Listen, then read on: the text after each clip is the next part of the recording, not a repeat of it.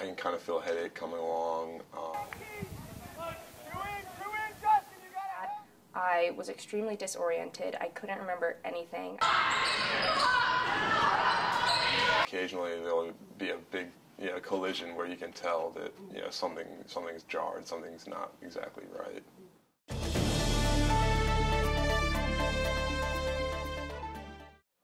The Center for Disease Control estimates that 1.6 to 3.8 million Americans are affected by concussions every year. Recent incidents related to NFL player brain injuries have spotlighted the importance of brain health, but concussions affect many people outside the world of professional sports. Studies show that those who experience multiple or serious concussions show significantly quicker deterioration of brain health later in life, troubling both the families of concussion victims and doctors who study the phenomenon. Tyler Lorig, the Ruth Parmley Professor of Psychology at Washington and Lee University, spoke to us about the importance of brain health and how traumatic brain injuries can endanger brain functions. In terms of what we are, your brain is what we are. And so we have learned over the years that we've been studying neuroscience that all of these psychological phenomena, whether it's memory or personality or your aspirations, the impulsivity you have or the lack of impulsivity, your ability to sit still, your ability to be active, whatever it may be, your thought processes, your wishes, your goals, your desires, it's all in the tissue in your head. For students like Emily Mosh, having a concussion draws attention to all of the day-to-day functions that the brain performs. I had to put notes up all over my house telling me to remember to eat, to remember to drink water, to remember what I was doing in the shower. I couldn't really go to class because I couldn't focus for that long. I turned in a paper the week following a concussion, and going back and looking at it, it was kind of like, wow, these aren't sentences. This doesn't really make sense. Socially, you just have to be careful what you're doing when you're out because there are certain things you can't do. Though many people are aware of the symptoms of a concussion, some are not fully aware of what happens to a brain when one occurs. Considers your brain is actually not fully up against the side walls of your skull. So inside your skull, you actually have some space between the brain mass and the wall of the skull. Furthermore, the brain is actually encased in a very thick fibrous material called the meninges, and that sort of holds it intact, but it still moves around within that. And there's a fluid cushion for this, but when you have an impact, what will happen is that your brain, which tries to stay where it is, it's an object at rest, the skull will then move backwards if you have an impact that hits you in this direction, and your brain stays there. And so now what happens is you get this front concussive event which pushes the meninges and brain against the front wall of the skull. And like anything, that can produce a bruise, a contusion, that can actually be very damaging.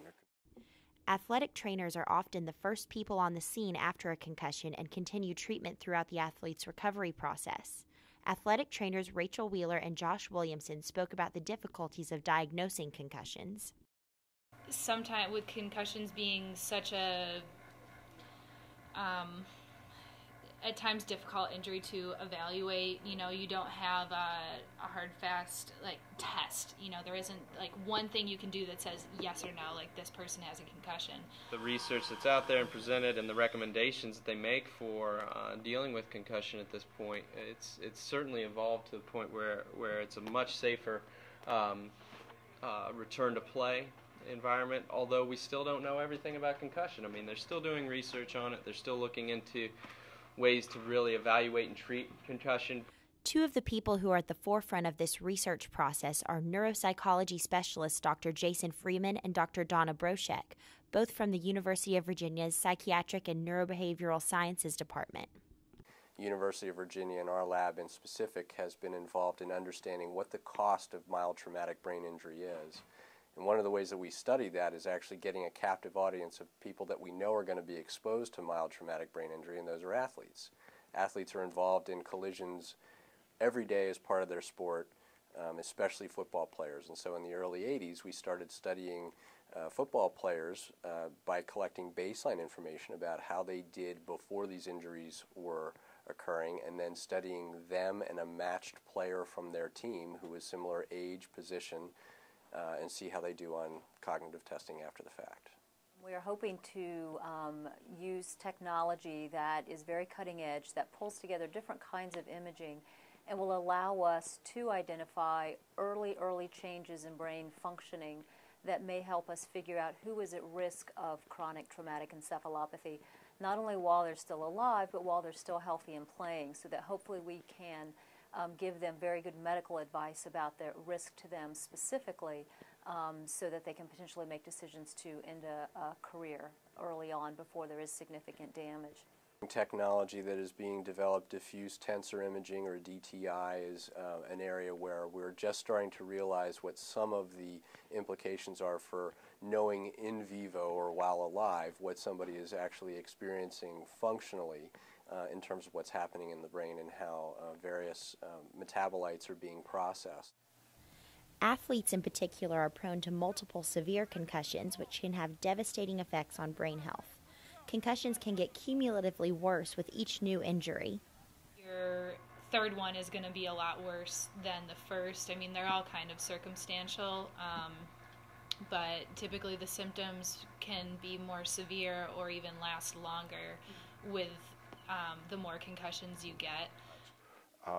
People who do have many concussions and who have can build up these proteins in the brain, which we know are very damaging, and they actually can lead to a lot of malfunctioning of many different kinds of brain areas, and as a result of that, some very severe cognitive deficits. That these repetitive kinds of injuries can produce some of the kinds of plaques and tangles that occur and protein buildup that occur in processes that are very similar to Alzheimer's disease. And I think that a sample size of 5 is early, but it's important work because it really helps us tune into this issue of chronic traumatic encephalopathy or repeated subconcussive blows, not only in terms of the functional impact on day-to-day living, but also in terms of the neuroanatomy. There was a high-profile, devastating consequence in a young man in Washington State named Zachary Lystedt. He was a very healthy young teenager and had a couple of concussions in a football game and had devastating injuries. And because of him and because of the work his parents did to get a state law put in, he became the model and the impetus for many state laws and concussion legislation designed to protect youth athletes. The Lystedt Law protects youth athletes from concussions by mandating education for athletes, parents, and coaches, enacting a when-in-doubt, sit-them-out policy that requires young athletes to be removed from play at the suspicion of a concussion, and requiring a licensed healthcare professional to clear young athletes to re-enter play after a concussion event. Zachary Lystedt, the impetus for this law, was only 13 when the event occurred, and his story inspired NFL Commissioner Roger Goodell to send 44 letters to state governors urging them to pass a law similar to the Lystedt Law in their states. No football coach ever wants their player to get injured. And I'm the first, if a kid has a head injury, if the trainer says that he's out 4 weeks, sometimes as a coaching staff, we hold him out 2 weeks. You know, we hold him out extra time. I understand that our players aren't going to the NFL. I want them to be as healthy 40 years from now as they are today. So we take extra measures. While Coach Fitzgerald supports concussion care and prevention, he worries that these new precautions might be exploited. In the media's rise, the media's, how do you say this, intensity on the concussion issue in the last couple of years, it's made it where a lot more people are aware of it. And you have kids now at the college level, at the high school level, that, you know, hey, I got a headache. I think I'm concussed. And that's what's funny is you'll hear kids come to you and say, I think I'm concussed. And then you go back and watch the film for the last week and nobody touched them. So there's a little bit of a, how do you say, there's a little bit of a negative effect on the concussion issue. Damage that starts at the high school and college level follows NFL players through their careers. Research shows that brain tissue changes resulting from concussions have major effects on quality of life for retired players. The primary findings in some of these retired NFL players who are deceased are very advanced findings of changes in brain tissue that are clustered in the temporal lobes, the frontal lobes, and even in the amygdala. And those brain locations map very well onto concerns that the patients or the players' families had prior to their death. So the families were reporting that the NFL player and their family had changes in their memory, changes in their ability to inhibit their behavior, changes in their emotional functioning, rage and depression, and those map on the findings. And the interesting thing is that when you compare them to brain tissue of same-age individuals who are deceased, those kind of findings are absent.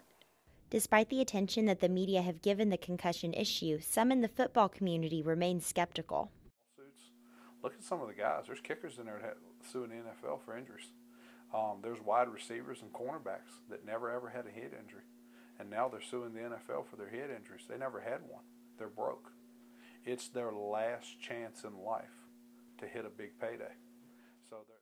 Though Coach Fitzgerald is concerned that players take advantage of concussion policies, Dr. Freeman stresses the importance of reporting potential brain injuries. Yes, I think the primary obstacle is that a lot of people don't want to acknowledge when these events have happened. So I think the first step is recognizing is that there's a perceived disincentive to really talk about an injury when they occur. So that's step one, or issue one. Issue two is we have a whole lot of other people who may not be too interested in having this information come out, such as coaches, and in worst case scenarios, you have medical staff that for one reason or another are not able to actually step forward and report these events and take the steps necessary to protect our athletes. And I know that there's a lot of pressure, not from the coaches or from the team, but just personally, you want to be there for your teammates, and so that if I was feeling good enough to play and not hurt the team with my level of play, then I would not report a concussion. Brain health awareness is on the rise, and education remains an essential component of concussion prevention. Professor Lorig argues that brain health is more important now than ever before. So I think the awareness about brain health is actually pushing us toward this research, and I think it's really essential because we're going to have to make some decisions as we get healthier and healthier. In some sense, our bodies last longer and longer, that we have to have the brain health that maintains that. I think the public perception is still in need of a lot of education, and so part of our job is to really figure out exactly what information do we need to bring to parents, to coaches, to school systems and whatnot. And so I think education is a really important step, and perhaps the most important step we can take towards addressing some of the gaps in our knowledge and in our protection of student athletes and professional athletes and weekend warriors alike.